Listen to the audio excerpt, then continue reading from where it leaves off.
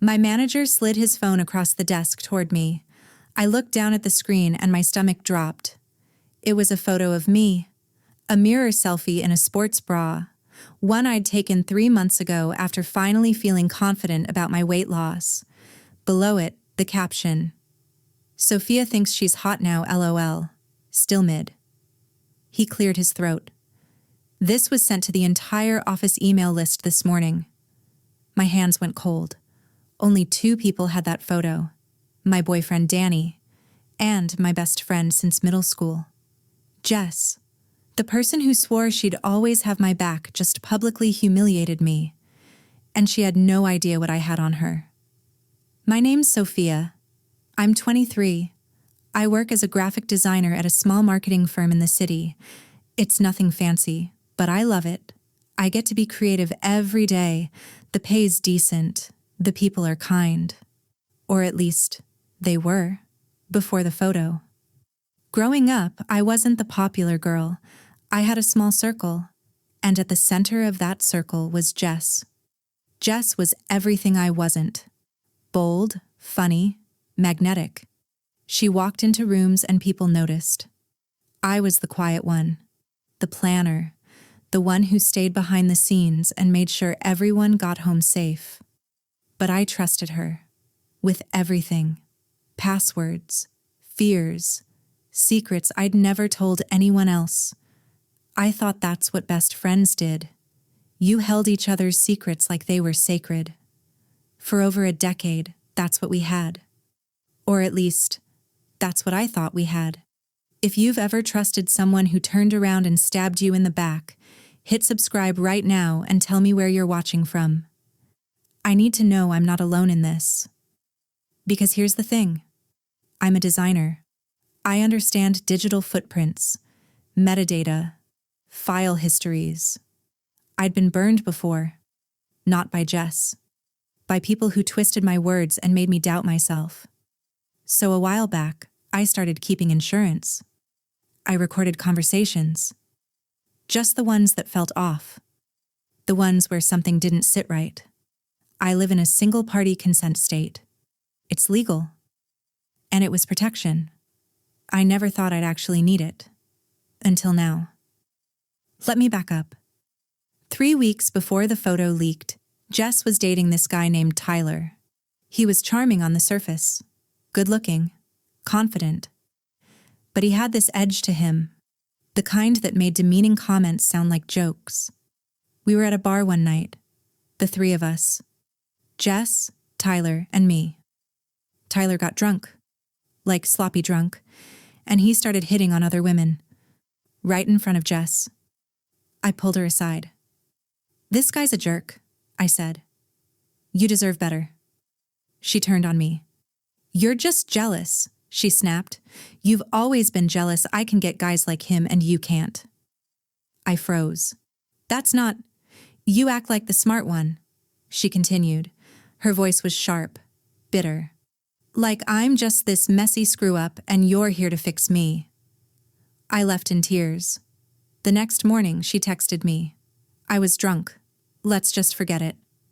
Half an apology. No accountability. But I wanted things to go back to normal. So I let it go. Except things didn't go back to normal. Jess started posting these passive-aggressive quotes on Instagram. Things like, "Cut off fake friends who smile to your face but judge you behind your back." I finally asked her, "Are these about me?" She laughed. "Why would I be talking about you? Don't be so paranoid, Soph." Gaslighting at its finest. Then came the day my manager called me into his office. I thought it was about a project. Maybe a deadline I'd missed. Instead, he showed me the photo. My photo. The one I'd sent to Danny and Jess after months of struggling with body image. After finally feeling good about myself. It had been sent from a burner email account to everyone in the company. With that cruel, degrading caption. I sat there numb. My manager was kind about it.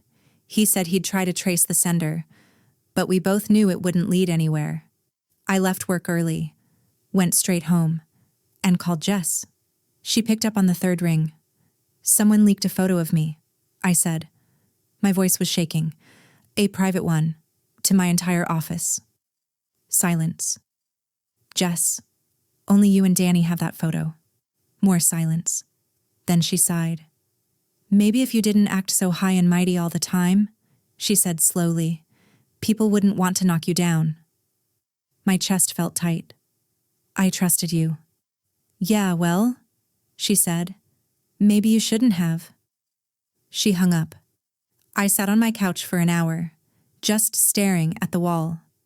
My reputation at work was damaged, my confidence was shattered, and my best friend had done it. Then I remembered. The recordings, the betrayals, didn't stop there. A few days later, I was scrolling Instagram and saw posts from Jess's birthday party. It was at our favorite restaurant, the place we'd celebrated every birthday for the last 6 years. She'd invited everyone, our whole friend group, all of them tagged in the photos. Except me. I wasn't even mentioned. In one of her Instagram stories, I could hear her talking. The camera was shaky, but her voice was clear. This year, I only invited people who actually support me, you know? No fake energy allowed. Everyone around her laughed and cheered. I felt erased. I texted Mara. She'd been at the party. We'd been friends for years. Hey, why wasn't I invited to Jess's party? She replied an hour later. Jess said you've been really negative lately and she didn't want the drama. I stared at the message. Mara, she leaked a private photo of me to my entire workplace.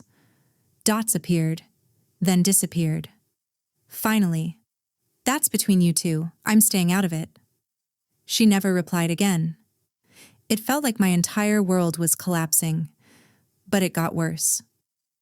A week later, I ran into Jess and Tyler at a coffee shop. I was with Emma, a coworker who'd been supportive after the photo incident. Jess saw me, and she walked right over. "Oh, wow, Sophia," she said loudly. "Didn't expect to see you out in public. Thought you'd be hiding after that whole incident." People around us turned to look. "What incident?" I said quietly. She smiled. "You know, the thirst trap you sent to half the internet." Tyler laughed. Loud. Obnoxious. Emma's face went pale. "You're the one who leaked it," I said. Jess tilted her head. "Prove it." Her smile was rehearsed. Cruel. "Try not to embarrass yourself today, okay?" she added. Then they walked away. Emma grabbed my arm. "Sophia, what the hell was that?" I couldn't even answer. I just wanted to disappear. But the worst betrayal came 2 days later. Danny called me, my boyfriend. We'd been together almost a year. "Why did you tell Jess I was cheating on you?" he asked. I blinked. "What?" "She messaged me from some account. Said you were really hurt and I should leave you alone for a while." My blood went cold. "Danny, I never said that." "I figured," he said. "It didn't sound like you." But I wanted to check. He sent me screenshots, messages from a fake account pretending to care about me, pretending to protect me, while sabotaging my relationship. That's when I realized this wasn't just revenge for calling out Tyler. Jess wanted to destroy me, completely. I stopped sleeping, stopped posting online. I avoided going out. In the quiet of my apartment, I opened my voice memo app, and I scrolled through months of recordings. What I found was gold. I'd been recording conversations with Jess for over a year. Not all of them. Just the ones that felt off. The ones where her words didn't match her actions. I didn't do it to build a case. I did it to protect my sanity. Because Jess would say something cruel, then deny it the next day. She'd twist my words, make me feel like I was imagining things. The recordings kept me grounded. There was one where she said Danny was too good for me and I should enjoy it while it lasts. Another where she admitted hooking up with a mutual friend's ex, and laughed about it. There were clips of her trash-talking people behind their backs, including Mara, the same Mara who was now defending her. And then there was the big one. From 2 months ago, Jess was on the phone with someone. I don't know who. Her voice was bitter, angry. She's been acting like she's better than me just because she has a stable job and a boyfriend. I'm so tired of it. I'm gonna remind her who she really is. At the time, I'd brushed it off as venting.